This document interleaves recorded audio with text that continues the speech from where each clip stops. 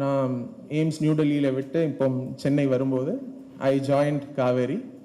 That is the time when robotic surgery was introduced in Kaveri First at the Alvarpet branch. So அந்த நாள் தொடங்கி இந்த நாள் வரை our team has done more than 600 successful robotic surgeries. So it's not possible because of one person.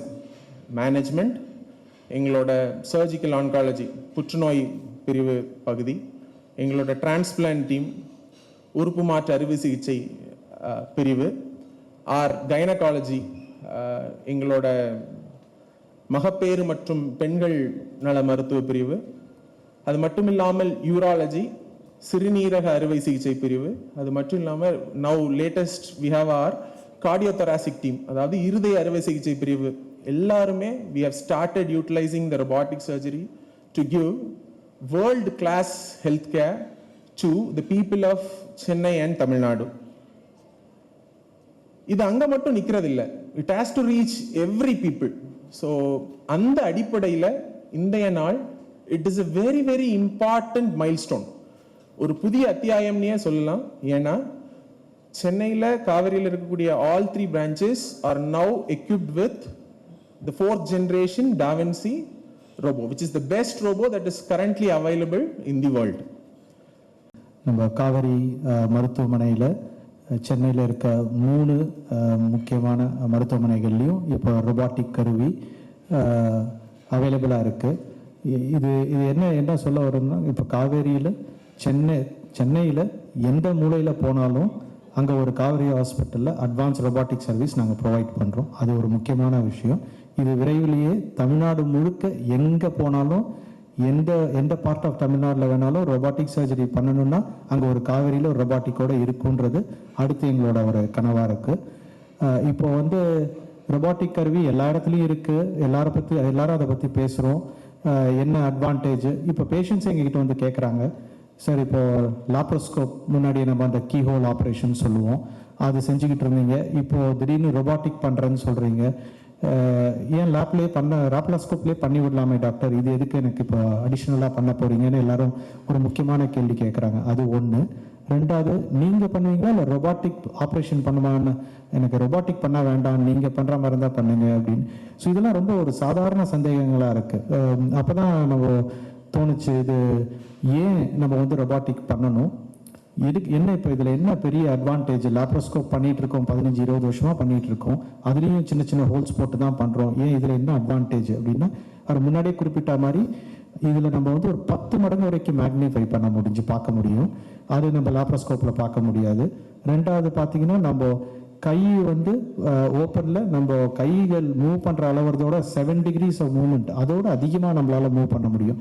ரொம்ப ஒரு டெப்த்தில் இருக்கிற ஒரு உறுப்புகளை போய் பார்த்து மேக்னிஃபை பண்ணி நம்ம கையில் இருக்கிற அந்த நடுக்கங்கள்லாம் இல்லாமல் அந்த ரொபாட்டிக் கருவியை வச்சு பண்ண முடியும்.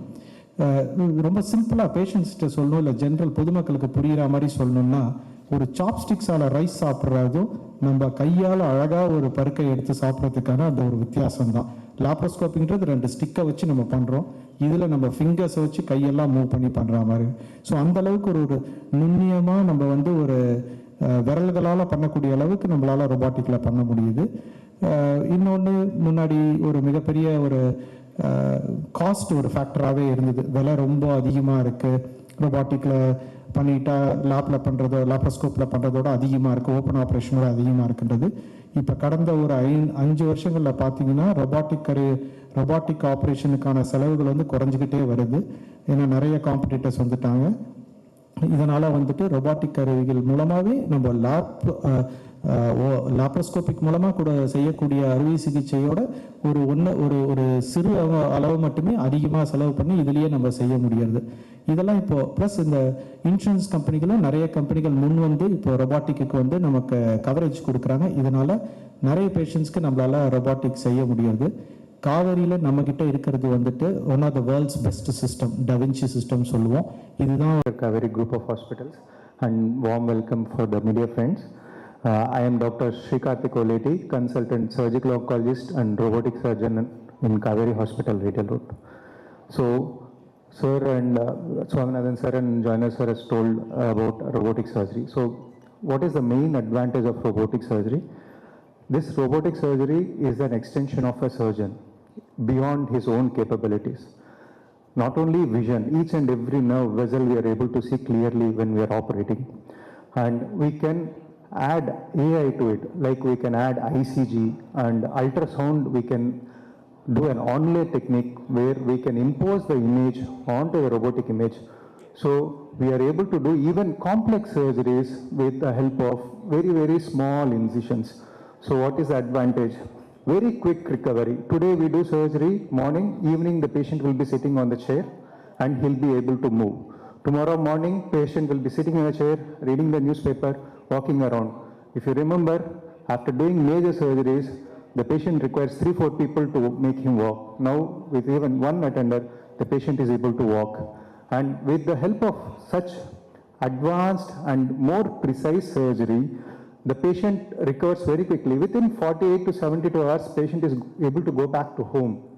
And he's back to work within 1 to 2 weeks.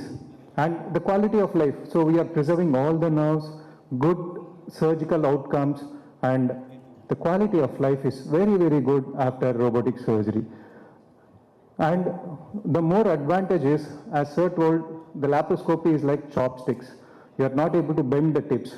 So the places in human body like the deep pelvis or in the thorax and many other surgeries where you are not able to access very easily, with the help of robotic arms which are bending at the tips, and all the instruments are under the control of robot. In lab, the assistant will get tired. Here it is a robo. Your tremor. இது வந்து 13 hospitals Tamil Nadu and கர்நாடகாவில் 2700 பெட்டோட இருக்கு.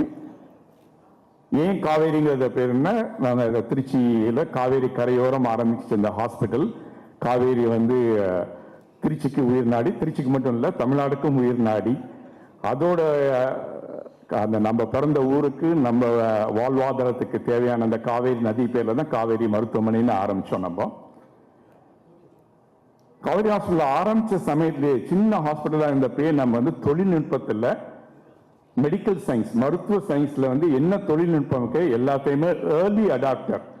ஒரு புதுசாக ஒரு technology வருதுன்னா கூடிய சீக்கிரம் அதை வந்து எவ்வளவு தூரம் அடாப்ட் பண்ண முடியுமோ அப்படி அடாப்ட் பண்ணதுனால தான் நம்மளோட growth இவ்வளவு ஃபாஸ்டா இருக்கு. டாக்டர் சுவாமிநாதன் சொன்ன மாதிரி, எஸ் சார், மணி இருந்தா டெக்னாலஜி வாங்கலாம். If a hospital can afford to buy a robo, they will buy a robo. But வந்து யார் ஆபரேட்டர், அந்த ரோபோ ஆபரேட்டர், அந்த qualified surgeons, competent surgeons, safe surgeons, அவங்க கையில் இருக்கிறதுனால தான் இந்த ரொபாட்டிக் வந்து சக்சஸ்ஃபுல்லா இருக்கு. நம்ம ஹாஸ்பிட்டல்ல சென்னையில் 3 ஹாஸ்பிட்டல்ஸ் இருக்கு. பிட்வீன் தீஸ் 3 ஹாஸ்பிட்டல்ஸ் வந்து we have got 1000 hospital beds. இந்த 3மே டெர்ஷரி டு குவாட்டர்னரி கேர், அந்த மாதிரி அட்வான்ஸ் மல்டி ஸ்பெஷாலிட்டி ஹாஸ்பிட்டல்ஸ். ஒரு ஃபியூ இயர்ஸ் முன்னாடி பார்த்தீங்கன்னா, ஈவன் அன்டில் லாஸ்ட் இயர் வந்து நீங்க ரொபாட்டிக் சர்ஜன்னா ஒரு பர்டிகுலர் ஹாஸ்பிட்டலுக்கு மட்டும் தான் போய் அந்த பர்டிகுலர் சர்ஜன்ட்ட பண்ணணுங்கிற மாதிரி தான் இருந்தது.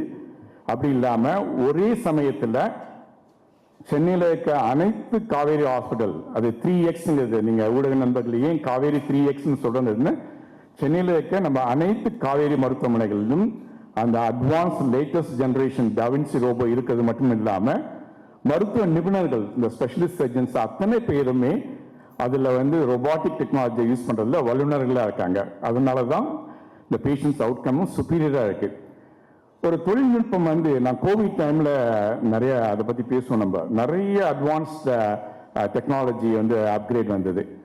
அப்ப சொன்ன ஒரு தொழில்நுட்பம் மருத்துவத்துறையில ஒரு தொழில்நுட்பம் கூடாது, அதாவது டூ நோ ஃபர்தர் ஹார்ம். இன்னைக்கு புதுசா டெக்னாலஜி வந்துட்டு நானும் அந்த டெக்னாலஜி யூஸ் பண்றேங்கிறதுக்காக பேஷண்ட்க்கு காம்ப்ளிகேஷன் வரக்கூடாது. So and also it should be widely available, accessible. அந்த ஹெல்த் கேர் அந்த டெக்னாலஜி வந்து there is no point in having technology. ஒரு டெக்னாலஜி இருக்கு, ஆனா சில மருத்துவமனைகள் மட்டுமே அந்த சில மருத்துவ வல்லுநர்கள் மட்டுமே யூஸ் பண்ண முடியும்னா அது வந்து காமன் பப்ளிக் பொதுமக்களுக்கு அதோட உபயோகம் கிடையாது. நம்ம சென்னையில் இருக்க எந்த இந்த 3 ஹாஸ்பிட்டலும் 3 ஏரியாவில் இருக்கு. எந்த சென்னையில் இருக்க காவேரி ஹாஸ்பிட்டல் போனாலும் இந்த தொழில்நுட்பம் latest generation da Vinci robot with experts or specialists are available, accessible ஒன்று. அப்புறம் ரோபோனாலே ரொபாட்டிக் சர்ஜரிங்கப்ப as the cost of investment is high, அதனால எக்ஸ்பென்சிவாக இருக்குமா அப்படிங்கிறது. நீங்கள் ஒன்று பார்த்தீங்கன்னா ஒரு பேஷண்ட்டோட சர்ஜரிக்கு வராங்கன்னா டாக்டர்ஸ் சொன்ன மாதிரி உங்களுக்கு அந்த ரொபாட்டிக்ல வந்து 10 டைம் வந்து பெரிய ஒரு வியூகம் கிடைக்குது.